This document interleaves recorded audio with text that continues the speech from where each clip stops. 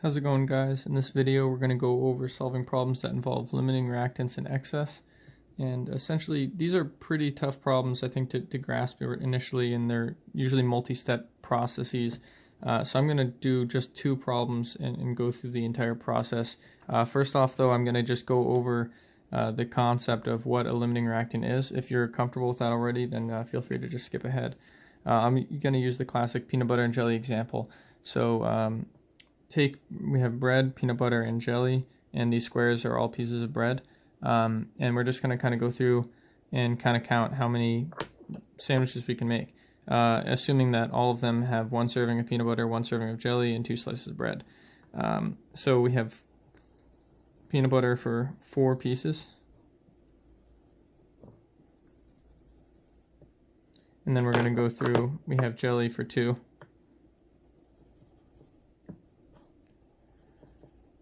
But we can't put jelly on the next 2 because we've already used it all.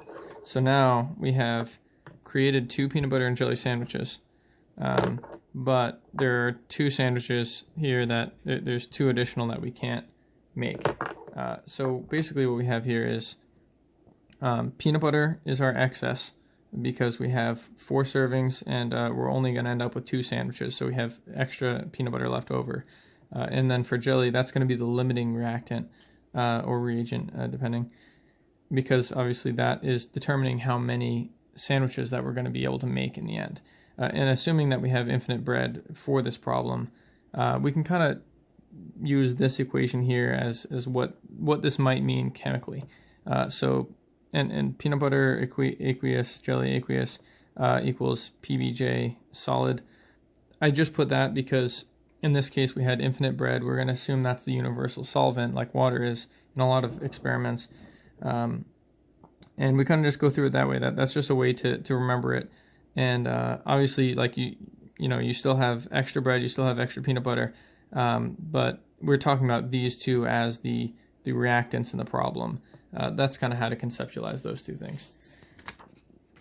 So we're going to kind of jump right into now the first problem. And like I said, these are kind of sometimes pretty tedious, but I'll try to go through it as quick as possible.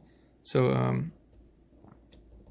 there's a mixture of PBF2 and what is it? PCl3. Yep, PCl3 will react according.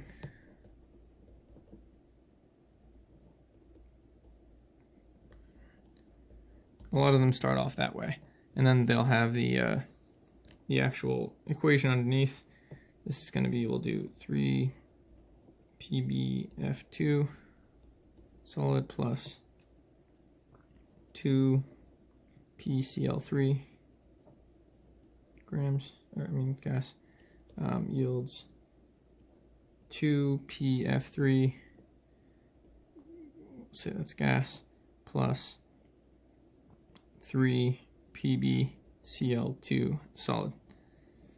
And then for this we have 27 grams, and for this we have 22 grams. So normally I see it set up like this, like an ABC type problem. A is going to ask, what's the limiting reactant?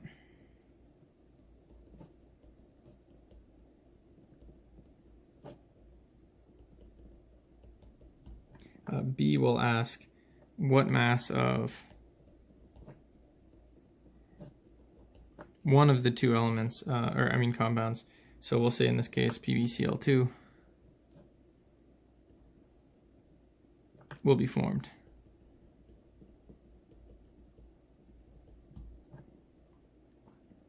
And what mass of which element, of which reactant will be excess. Usually in these types of problems, either way, you're going to have to do the math and figure out how much will be formed by both of these amounts of each reactant. And whichever one is less in the end is going to end up being the limiting reactant. And that's how you're going to figure out these problems. Now, if it asks specifically of, say, how much of this will be formed, you can always start with that reactant that it's mentioning specifically, and sometimes that will end up being the limiter too, and it will potentially save you some time. But I like to personally just go through both anyway, just to be, extra positive, time permitting, of course. If you, don't have time, obviously go for any shortcut you can, provided that you can stay accurate. So how we're going to set these up is we'll start off with, we'll say how much PbCl2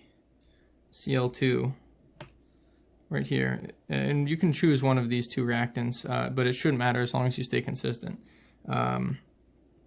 If we're going through with PbF2,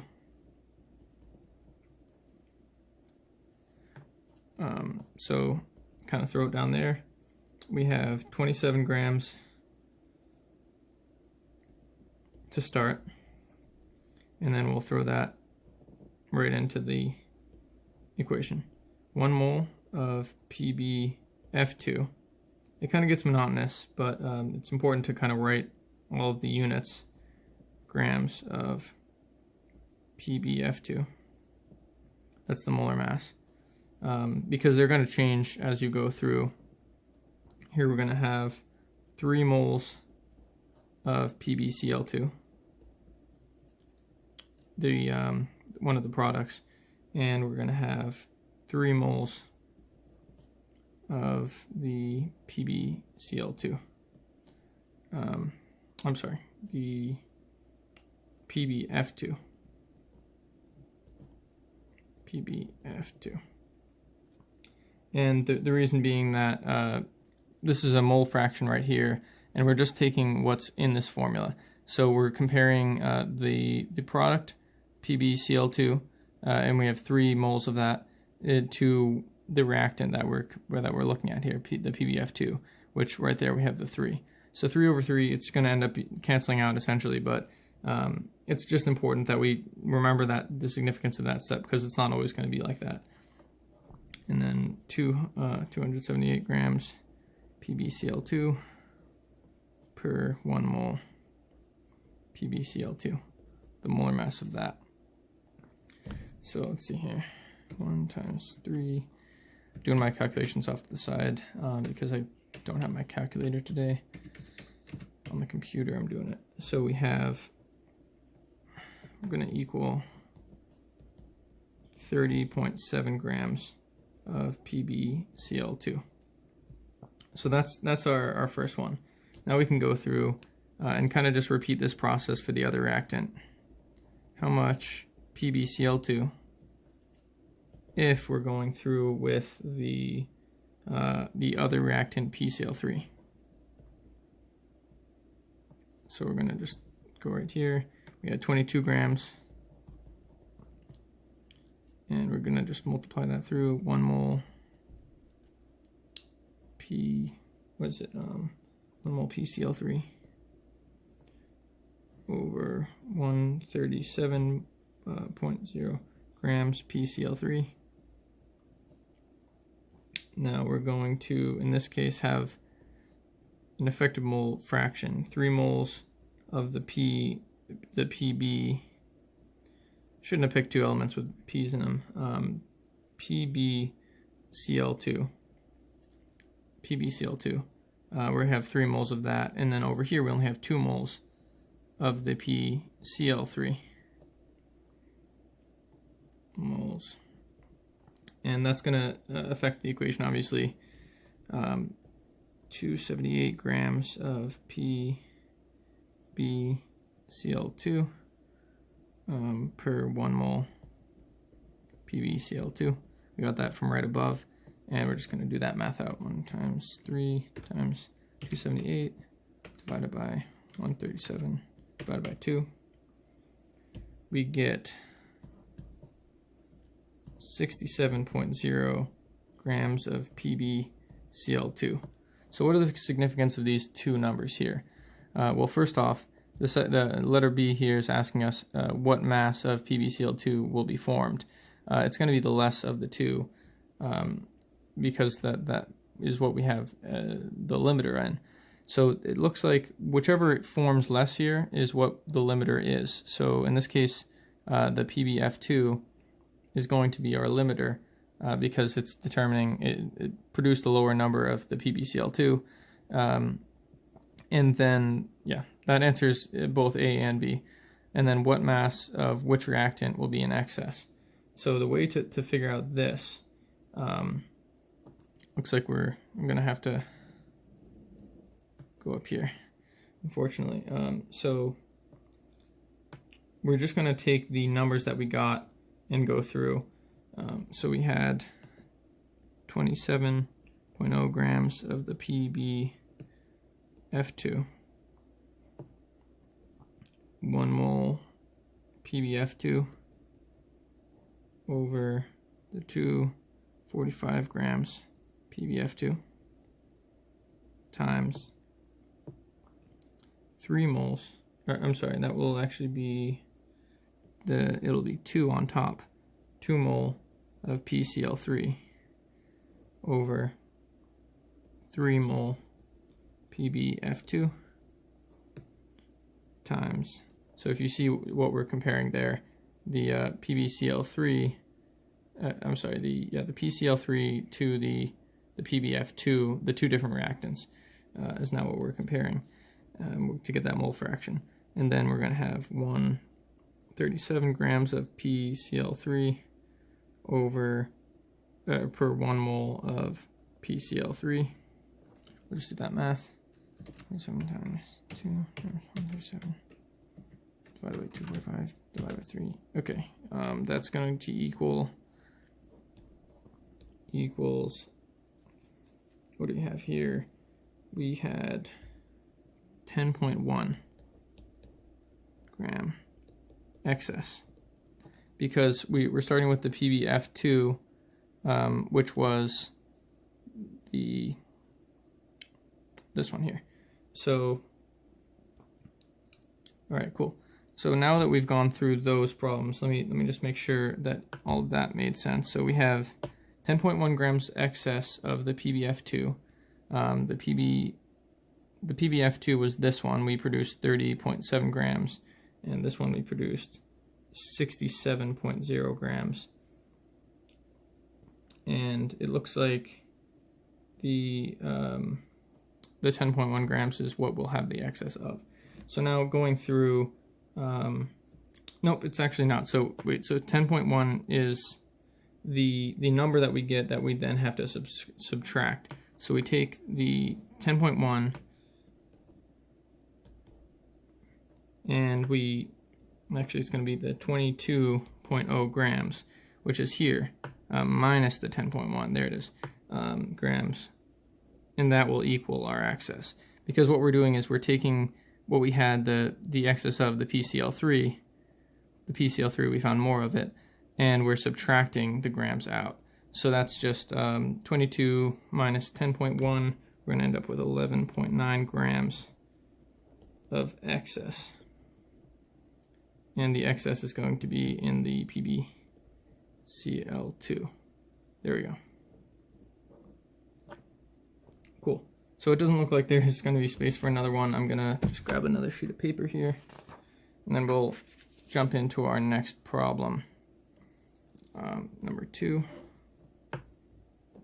Okay, so we have a reaction 3CS2.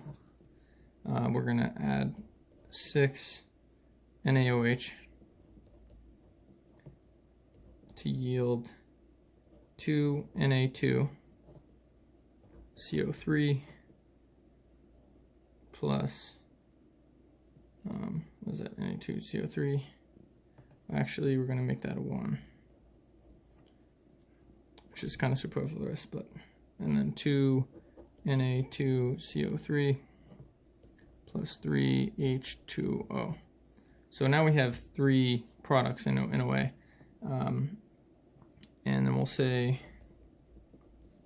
if you allow 110 grams of CS2 to react,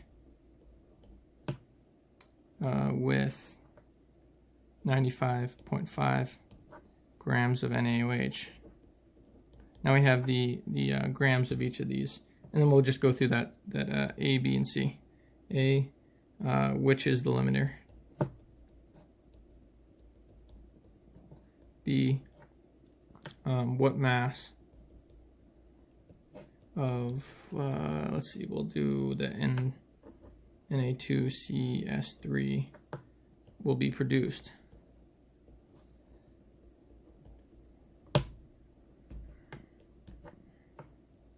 And then C will do what mass of which reaction is excess.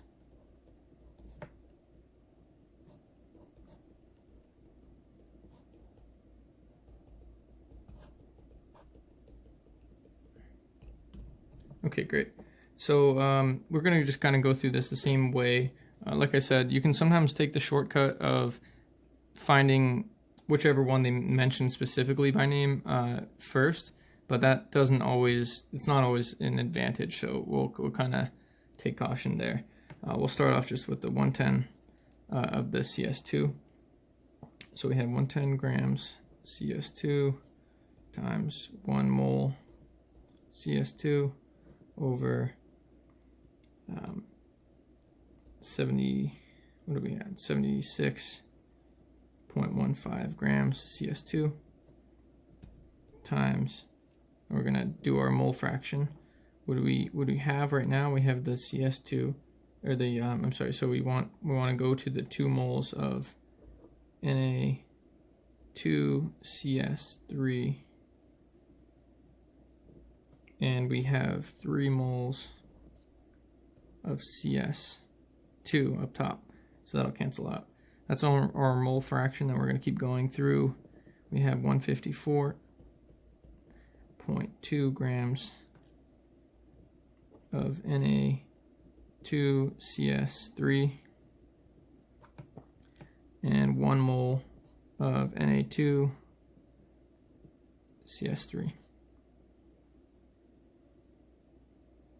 Yep, 154, and then we're going to go up through, and then we'll do that math here. What do we got here? 1 times 2, 110 times 1 times 2 times 154 times 3. Okay, cool. So we're going to end up with 148.4964 grams of Na2CS3. And now we're just going to start moving our weight down. We'll have 95.5. We're going to use the other reactant, 95.5 grams of NaOH. And we're going to just throw that over. So we have the 1 mole NaOH over 39.99 NaOH. Is the molar mass. Then we're going to move across. Here's our mole fraction. Now we have 2 moles of Na2CS3.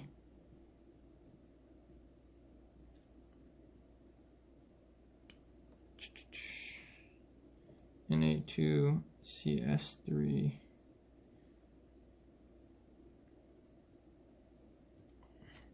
And then we have, so Na2CS3.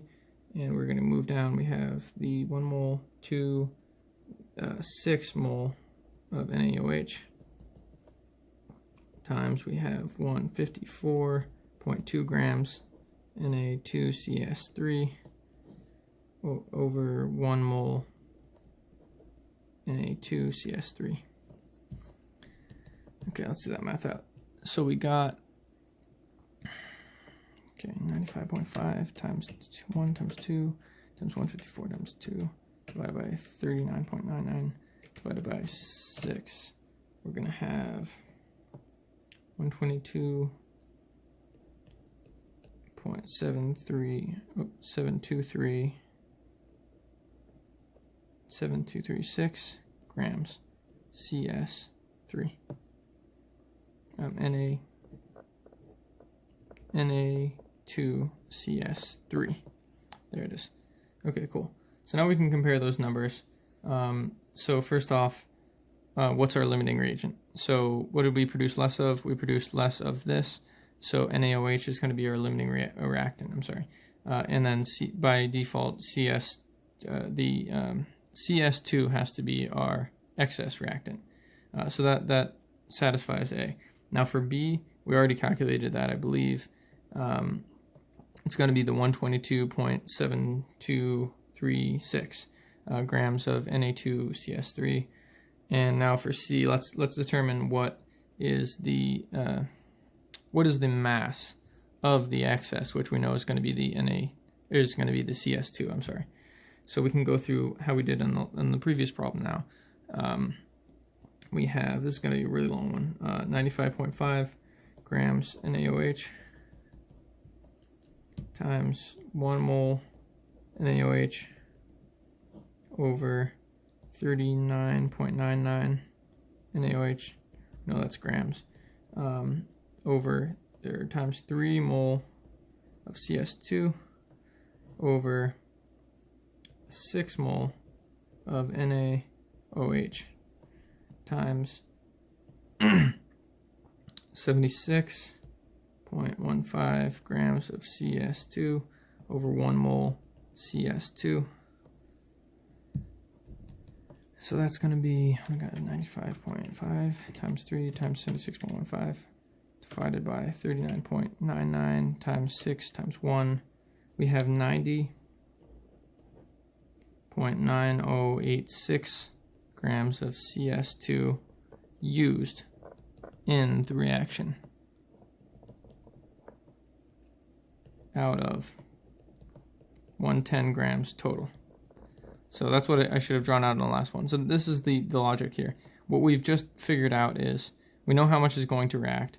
Now we're figuring out of the excess how much of that was used. So back to like the peanut butter reference, that would be in this case 2 servings of peanut butter were used out of a 4 total, so we have a 2 excess. In this case, we have 90.9086 grams of CS that were used, and then in the reaction, this is the total. So we're just going to subtract that out, figure out how much is left. So we have 110 minus 90.9086. We have 19.0914 grams CS2 excess.